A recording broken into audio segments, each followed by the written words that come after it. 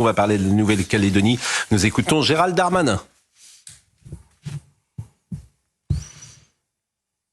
Je voudrais avoir un mot pour les Calédoniens, bien évidemment, qui subissent des exactions inacceptables. Un mot pour les forces de l'ordre, qui sont à la fois évidemment blessés dans leur chair avec la mort de ce gendarme de 22 ans, en pleine tête, un tir en pleine tête, et aussi de très nombreux blessés. Et puis souligner leur courage. Il y a eu plus de 206 interpellations.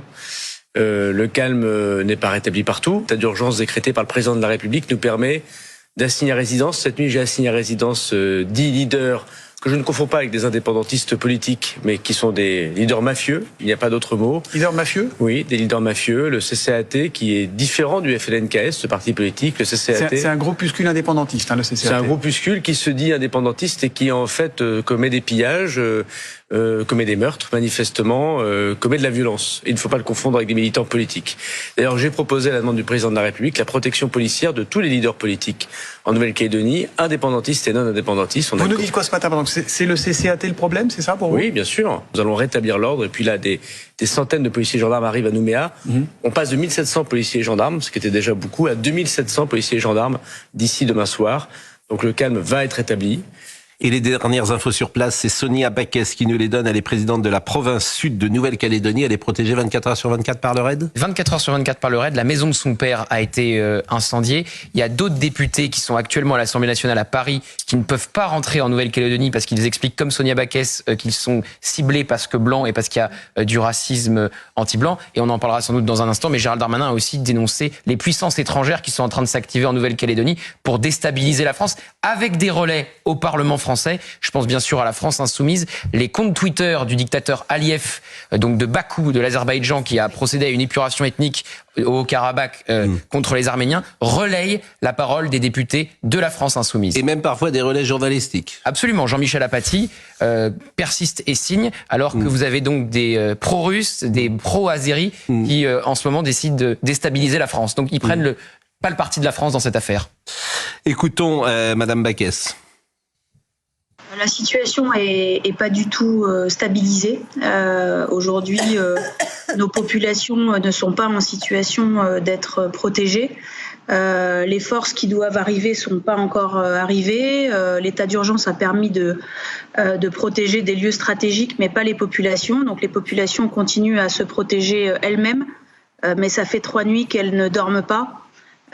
Certaines sont prises en otage dans des quartiers dans lesquels on tire dessus toute la nuit à coups d'armes à feu et de cocktails Molotov. Donc à ce stade, la situation n'est pas du tout stabilisée, au contraire, et la nuit qui arrive est extrêmement inquiétante. Bon, qu'est-ce que nous pouvons dire ce matin que nous n'avons pas dit hier sur la situation en Nouvelle-Calédonie ? Que vous connaissez bien. Oui, moi j'y suis allé à plusieurs reprises. J'avais même présidé Georges Fenech. Un bureau de vote lors des référendums des années 80. Il y avait déjà eu un boycott. C'était l'époque de Djibaou qui avait été assassiné. Il y a eu la grotte d'Ouvéa. Et on a l'impression que c'est pas l'impression. On constate que 40 ans plus tard, rien n'est réglé. Et que l'état d'urgence est à nouveau décrété comme c'était à cette époque-là. Donc moi, ce qui m'inquiète, c'est le jour d'après. Je pense que l'ordre va être rétabli avec les renforts très importants qui sont arrivés et qui vont arriver encore. Mais demain, quelle va être la vie possible entre ces communautés qui se sont pas entretuées, parce que ça vient que d'un côté, hein. Ça vient que d'un côté. Il n'y a pas eu d'action. Ça s'appelle du racisme anti-blanc. Oui, c'est ça. Voilà. Mais manifestement, ce racisme anti-blanc, il n'est pas analysé de la même manière partout. Non, je crois pas. Mais ça s'arme des deux côtés. Hein. C'est ce que dit Sonia Baquès. C'est pour ça qu'elle parle de guerre civile. Il y a des armes dans quasiment tous les foyers. C'est pour ça que là, effectivement, des armes de protection. Effectivement, ça ne s'est passé que d'un côté. Et encore non, parce qu'on a un gendarme qui a été tué en pleine tête. Donc, on ne sait pas comment ça peut se dérouler demain si la révision constitutionnelle est entérinée par le Congrès. C'est-à-dire que s'il y a 25 000 résidents qui peuvent voter aux élections demain. Il faudrait quand même comprendre ce qui s'est passé précisément pour en arriver à ce degré de violence et d'hostilité. Vous êtes là pour ça, si vous me permettez. Oui, parce que Georges disait, depuis 40 ans, on n'a rien réglé. Mais c'est pas vrai. On avait réglé beaucoup de choses par les accords de Matignon de 88 et les accords de Nouméa de 98. Et donc, une coexistence pacifique s'était mise en place avec des problèmes. Hein. Tout n'était pas réglé. Et donc, comment se fait-il que dans cette île qui est multiculturelle et multiethnique depuis hyper longtemps, on en arrive à cette situation. Donc, est-ce qu'il y a eu des éléments extérieurs ? C'est ce qu'on semble nous indiquer ce matin. Il y a eu aussi des maladresses politiques de la part de l'exécutif. Ah, moi je crois ça. Dans le fait de ne pas vouloir d'organiser un référendum en plein Covid qui a été boycotté par une partie de la population. C'est contesté par... Il y en a eu 3 des référendums, dont 2 à plus de 80% de participation. Je dis pas qu'ils avaient raison. Je dis que il n'y avait pas de Covid. Pardonnez-moi, c'est ce que vous dites n'a pas de sens. Ils avaient demandé un report de 2 mois. Ils avaient demandé un report. Aujourd'hui, enfin, qu'importe. Ils ont beau jeudi envoyé, on n'a pas pu voter. Donc moi j'ai le sentiment, juste pour finir, qu'il y a eu un relâchement. Il n'y a pas de Covid en Nouvelle-Calédonie. Non, mais ils avaient tort. Mais les conditions politiques n'étaient pas réunies. Peu importe. Il y a eu un relâchement dans l'exécutif. Il y a 80% des gens qui veulent rester, que la Nouvelle-Calédonie reste française. Arrêtez. Sur les référendums. Non, il un peu plus. Le processus, 53 et 56%. Le processus a été... 80% de participation. Excusez-moi. Moi, j'ai le sentiment que le processus a déraillé et que l'exécutif n'a pas eu toute l'attention nécessaire pour avancer ce qui avait commencé. Mais je comprends pas pourquoi vous comprenez pas. Mais juste une chose. C'est assez simple à comprendre. Juste une chose. Non, mais juste une chose sur. Il y a un élément que vous prenez pas en considération. C'est l'amateurisme politique et gouvernemental. Et voilà. C'est-à-dire quand vous avez 3 anciens ministres, Ayrault, Valls et Édouard Philippe, qui disent attention, la méthode et le calendrier ne sont pas bons. Ça va pas bien se passer. Exactement. Quand vous avez des élus sur l'île, toutes sensibilités confondues, notamment les indépendantistes avec qui on peut parler, disent ça va pas le faire. Ça, vous avez raison sans doute. Regardez Ça, vous avez raison. Alors, peu importe mais non, peu importe le moment, ça se serait mal passé. Non, puisque nous y sommes arrivés par le passé. Pas tous ensemble, parce que pensons à nos amis d'Europe 1, et je dis pour nos amis d'Europe 1 que c'était Monsieur D'Artigol qui s'exprimait. Nous sommes en radio et en télévision pendant cette première demi-heure. Je vous propose d'abord de rendre hommage à Nicolas Molinari. Et vous allez voir ces images, elles sont déchirantes, parce que c'est un jeune homme qui a 22 ans, qui a été tué, qui est un gendarme. Et vous voyez son énergie, parce qu'il y a beaucoup d'images sur réseaux sociaux qui ont été utilisées ces dernières heures. Vous voyez son énergie, vous voyez sa sympathie, vous voyez qu'il est 22 ans. Qui avait enlevé son casque. Incroyablement vivant. Et voyez le sujet, parce que effectivement, cet homme est mort, et il est mort en notre nom. C'est un gendarme qui a servi la patrie. Un hommage à un homme simple et jovial. Sur les réseaux sociaux, les proches de Nicolas Molinari ont publié de nombreuses vidéos souvenirs partagées avec le jeune gendarme. Il avait le regard rieur du bon camarade. Nicolas Molinari est entré en fonction en 2020 comme gendarme adjoint volontaire. Après une formation à l'école de gendarmerie de Montluçon, il est affecté à la brigade de proximité de Saint-Paul-Trois-Châteaux dans la Drôme, puis au peloton de surveillance et d'intervention de la gendarmerie de Romans-sur-Isère. En 2022, il intègre l'école de gendarmerie de Montluçon. À l'issue de sa scolarité, il choisit la gendarmerie mobile et l'escadron de gendarmerie de Melun. Nicolas Molinari était célibataire sans enfant. Âgé de 22 ans seulement, ce gendarme a été victime d'un tir par arme à feu alors qu'il était en mission de maintien de l'ordre en Nouvelle-Calédonie. Il a succombé à ses blessures. Elisabeth est une résidente. Elisabeth est une résidente et elle a témoigné sur CNews ce matin. Ceux qui sont visés, c'est les métropolitains qui viennent donc de France. Mais le problème, c'est qu'il y a des Calédoniens et c'est jamais assez, c'est jamais des générations depuis assez de temps.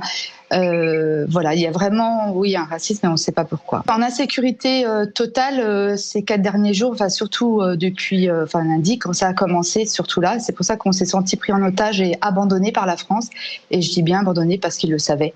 Nous, on le savait que ça allait dégénérer. À ce point, peut-être pas, mais eux, ils avaient certainement des informations. Et donc, en insécurité totale, oui, complètement. On a demandé aux gens de se protéger par eux-mêmes, alors que c'est pas la population qui doit se protéger, c'est bien les forces de police. Les gens ont pris des risques pour nous protéger et je les en remercie. Et c'est dommage de ce qui se passe et j'espère que tout le monde retrouvera le calme. Voilà. Alors évidemment, la France insoumise va mettre de l'huile sur le feu, va souffler sur les braises, comme on dit. Dès qu'il y a des émeutes, que ça soit à Nanterre pour Naël ou en Nouvelle-Calédonie, la France Insoumise est du côté des émeutiers. Et il y a quand même un énorme paradoxe, on le disait déjà hier, c'est-à-dire que vous avez un Jean-Luc Mélenchon qui est sur la position finalement du journaliste que vous situez néocolonialisme. tout à l'heure. Ah, mais il dit que les Français colonisent la Nouvelle-Calédonie. Ouais. Si on tire le fil, ils veulent que la France s'en aille malgré les 3 référendums de la Nouvelle-Calédonie. C'est ça leur position. Non, mais c'est la position de ce journaliste qui est de la France Insoumise. Ah, mais ils sont sur la même ligne, exactement. Non, mais c'est important de dire que voilà, qui est qui dans ce pays. À l'Assemblée nationale, lui, il est de la France Insoumise. À l'Assemblée nationale ou sur les plateaux de télévision, d'ailleurs, cette chronique n'a pas été relayée sur les réseaux sociaux alors qu'elle l'est à l'accoutumée. Vous avez des gens qui prennent parti alors que on a des puissances étrangères qui veulent déstabiliser la France. C'est intéressant de le dire parce que c'est des chaînes importantes avec des voix importantes. Bien sûr, il faut le dire. Et le paradoxe total pour la France Insoumise, c'est-à-dire que c'est des gens qui militent pour le droit de vote des étrangers aux élections nationales en France, mais qui s'opposent au droit de vote de 25 000 résidents français en Nouvelle-Calédonie, qui, contrairement à ce que dit ce journaliste, est française. Voilà.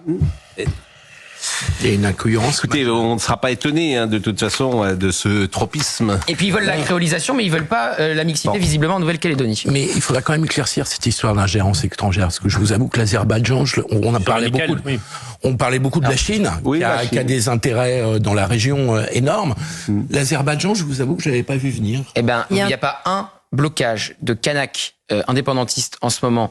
En Nouvelle-Calédonie, sans drapeau de l'Azerbaïdjan. Et les slogans qu'on entend, c'est Poutine, délivre-nous de la France. Gauthier Lebret, dernier passage, et puis après on parlera évidemment de ce qui s'est passé dans l'heure. Je vous propose d'écouter ce sujet de Maxime Lavandier, parce que c'est évidemment les témoignages des Français sur place qui peuvent particulièrement nous inquiéter. À la tombée de la nuit, cet habitant de Nouméa qui témoigne pour nous anonymement patrouille dans son quartier. Comme de nombreux résidents, lui et ses voisins ont formé une milice pour faire face aux émeutiers et assurer leur propre sécurité. Il y a plusieurs façons. Ils ont fait des barrages dans leur rue pour pas que les gens puissent rentrer. Ils sont derrière les barrages. Ils ont bloqué carrément les rues ou les quartiers. Nous, vu que c'est une rue qu'on peut accéder qu'à un seul endroit, du coup on s'est mis devant l'endroit et puis voilà, on est là, on attend. Sur cette vidéo amateur publiée sur les réseaux sociaux, on les voit se réunir autour d'un rond-point et prendre pour cible les voitures comme celle de notre témoin. Avec mon pick-up, j'ai un drapeau bleu, blanc, rouge dessus sur un autocollant. On suppose que c'est ça qu'ils ont vu et ils ont caillassé le pick-up, à grands coups de cailloux et de bouteilles de vin. Ils s'en foutent, en fait, ils font ça pour eux. Ils font même pas ça pour une cause, ils font ça pour eux. Ils disent qu'ils font ça pour une cause, mais ils font ça pour eux. Ils ont pas de respect, ils ont rien. Face à cette violence décomplexée, le chef de l'État a déclaré l'état d'urgence dans l'archipel.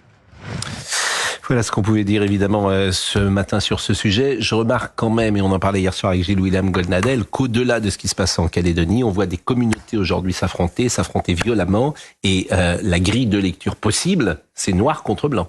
Tout à fait, c'est une guerre intracommunautaire, mais qui fait déjà figure en France. Il y a quelques jours à Évreux, on a encore assisté à des heurts entre Tchétchènes et Français d'origine maghrébine. C'est un règlement de compte entre 7 et 40 personnes. Donc ça, c'est malheureusement un figuratif qui est déjà présent sur le territoire métropolitain. Ça signe quoi? Ça signe l'échec patenté du régalien. Si on reprend la formule de Raymond Aron, respecter à l'extérieur, en paix à l'intérieur, on se rend bien compte que là, l'appareil d'État est complètement en faillite. Et je dis bien en faillite parce qu'il est impossible, est incapable d'endiguer ce qui laisse présager une guerre civile à bas bruit. Et ça n'est que le début. Surtout dans un territoire où il y a 270 000 habitants. Là, vous parliez de la France métropolitaine, la guerre civile à bas bruit. C'est votre analyse, bien sûr. Et... je pensais que vous parliez de la Nouvelle-Calédonie. Mais la Nouvelle-Calédonie, c'est un même kaléidoscope. C'est-à-dire qu'à partir du moment... Sauf que tout le monde a des armes, ce qui n'est pas encore le cas de la métropole, Dieu merci. Oui, mais en France, on commence déjà, vous savez, à s'autodéfendre, on commence à s'inscrire dans les stands de tir, la fédération l'a prouvé avec 72%. Là, il y a un nombre d'armureries qui sont dévalisées qui est très important. Vous savez, tout ça commence à laisser présager que certains Français commencent à comprendre que l'État n'est plus disponible pour les protéger. C'est nous les émeutes de l'été dernier. Voilà. Oui, non, mais par exemple. C'est ce que j'appelle ouvrir le capot, et on le voit avec cette affaire de l'agent pénitentiaire. Ce qu'on découvre... Mais vous le découvrez. Ceux qui ont regardé de près les revendications des agents de la pénitentiaire sur les dernières années, ils sont étonnés de rien. Hein. Mais vous avez parfaitement raison. Le grand public le découvre. Oui. Mais vous avez parfaitement raison. Parce que il y a des choses sur la table, mais depuis des années. Mais vous avez et qui relèvent du bon sens. Alors Olivier, à 100% d'accord avec vous. Dès que vous parlez en France à un prof, ce qu'il vous dit est incroyable, à un flic, ce qu'il vous dit est incroyable, à un type de la BAC, ce qui vous dit est incroyable, à quelqu'un qui travaille à l'hôpital, ce qui est incroyable, et vous avez des gouvernants qui disent tout va bien. Tout va bien, vous exagérez. Vous exagérez. Vous faites le jeu de l'extrême droite. Oui. Donc, et voilà. vous ne posez que la question des moyens. Vous n'avez que la question des moyens à la bouche. Parlez, moi, Kevin Bossuet est prof en Saint-Denis, à Saint-Denis. Ce qu'il raconte, c'est effrayant sur son quotidien. C'est juste effrayant. Effrayant. Mais ça, on n'entend pas. On n'entend pas. Et qu'est-ce que moi j'ai appris par exemple hier, je vous le dis, qu'il n'y a pas de fouille. Moi je savais. Mais oui, mais on le dit pas tous les jours. Mais je comment savais, en fait, comment c'est possible? J'en étais chouillé. Mais comment c'est possible? Et qui a fait ça? Un gouvernement de droite. 2009. C'était en 2009, oui. 2009, on a interdit la fouille. Jean Canadé, retitre-nous. 2009, c'est vous. On a fait 2009. Non, mais c'est invraisemblable. Rachida Dati. Donc on se dit, il rentre plein de choses en prison. Bah oui, les gens sont pas fouillés, figurez-vous. Pas fouillés systématiquement après un parloir. Systématiquement. C'est la fouille systématique. Aléatoire. Mais les familles ne sont jamais fouillées, Noémie. Non, on vérifie. Mais bien, on vérifie ce qui rentre en détention, bien sûr. Les familles arrivent. Les familles, moi, enfin, oui, les familles sont fouillées. C'est ensuite le détenu. Vous les imaginez rentrer avec des sacs. Pardonnez-moi, mais moi, on m'a dit que les familles n'étaient pas fouillées. Je suis désolé de vous dire. Des choses qui rentrent parce qu'on peut pas tout voir, c'est vrai. Non, mais parce qu'ils arrivent, ils arrivent avec du linge et tout. Mais normalement, si, on regarde. Écoutez, ce qui arrive. vérifier. Alors, on va le vérifier, mais ou alors. Ce qui est certain, c'est que cette loi 2009 pour les téléspectateurs empêchait la fouille systématique, interdisait la fouille systématique des détenus après avoir vu un proche au parloir, loi de 2009 de Rachida Dati. Alors, Grégory Kagan est avec nous et Noémie Schulz, on va l'écouter. Mais je voulais savoir comment vous êtes entré en contact avec lui parce qu'il a assisté il y a quelques jours à un procès où monsieur Mohamed Amrad était oui, on sait que Mohamed Amra a été jugé le 7 mai dernier pour une affaire de vol avec effraction. Les faits remontaient à 2019, donc il était jugé longtemps après les faits parce que l'enquête avait mis du temps à aboutir. Et Grégory Kagan était avocat en partie civile, c'est-à-dire qu'il représentait une des sociétés qui a été cambriolée. Et donc, il va pouvoir, et on va être, quand on sera en relation avec lui, il va pouvoir notamment nous dire quelle impression lui a fait à l'audience Mohamed Amra, quel type de prévenu c'était, comment il s'est comporté, comment il a répondu aux questions et comment il s'est défendu. Alors, est-ce que monsieur Grégory Kagan est avec nous? Bonjour, monsieur Kagan. J'espère que je ne déforme pas votre nom. Non, c'est parfait. Je voulais avoir votre impression, l'homme que vous avez rencontré. Vous étiez partie civile, hein, c'est bien cela dans ce dossier? Oui, tout à fait. À l'audience du 7 mai dernier, je représentais une partie civile dans cette affaire pour laquelle monsieur Mohamed Amra ainsi qu'un autre prévenu étaient jugés pour une série de vols avec effraction commis de manière assez astucieuse en 2019. Moi, j'ai été très étonné de découvrir ce qui s'est passé il y a 2 jours, puisque c'est pas du tout la vision que j'avais de ce monsieur. Tout d'abord, je dois dire que sur le dossier pour lequel je suis intervenu et pour lequel il a été jugé, c'était des vols qui avaient une particularité, c'est qu'ils étaient astucieux. Ils ont été faits de nuit, dans des entrepôts, de manière excessivement propre. Les effractions étaient très fines, les systèmes d'alarme très finement désactivés. Il n'y a eu aucune atteinte à la personne. C'est des gens qui ont cherché en fait à voler des biens de valeur en masse, mais sans jamais croiser personne et sans blesser personne. Dans son casier judiciaire, il y avait une majorité de condamnations pour des vols similaires et sans violence aux personnes. Donc c'est quelqu'un qui est passé en l'espace de 3 ans à une criminalité très organisée et très violente du stupéfiant et apparemment de prétendues tentatives d'assassinat, enfin, en tout cas ce qui lui est reproché. Donc ça correspondait pas du tout à son parcours pénal tel que je l'ai vu à l'audience. À l'audience, j'ai eu affaire à quelqu'un qui s'est exprimé très correctement. Il n'était pas irrévérencieux, il n'était pas outrageant, il n'était pas offensant et il n'était pas provocateur. C'est-à-dire que lui contestait avoir fait les vols. Il savait qu'il les avait fait. On savait qu'il les avait fait. Le juge savait qu'il les avait fait, mais il a été été relaxé pour la plupart, puisque les investigations techniques n'ont pas permis de le mettre en évidence sur certains vols. Mais il n'était pas dans la provocation, il disait pas prouvez que j'ai fait. Je sais que j'ai fait, vous ne pouvez pas le prouver, vous allez me relaxer. Il n'était pas dans la provocation, il disait écoutez, moi ma position c'est de dire que non, je les ai pas fait. Il répondait à toutes les questions du juge. Je dirais pas qu'il était en famille parce que le mot est très mal choisi, mais le tribunal l'avait déjà jugé précédemment pour plusieurs affaires, donc le juge le connaissait, il connaissait le juge, et je dirais qu'il y avait plutôt pas une entente cordiale, mais voilà, il n'y avait pas de tension.